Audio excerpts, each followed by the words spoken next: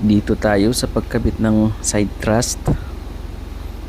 Bali yung dalawa yung tenga dito nyo sa loob ilalagay.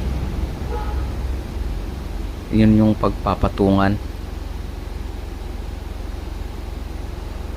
Ganyan siya.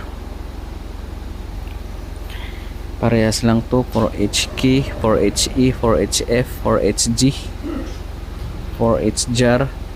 Pare-parehas lang yung mga yan. Tapos yung isa naman, yung isang may tinga, dun siya sa labas nakalagay.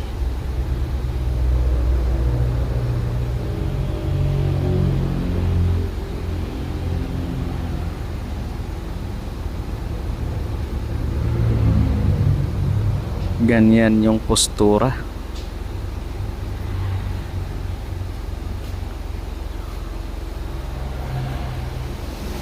Ganyan siya. Ayan. Yun yung isang tinga.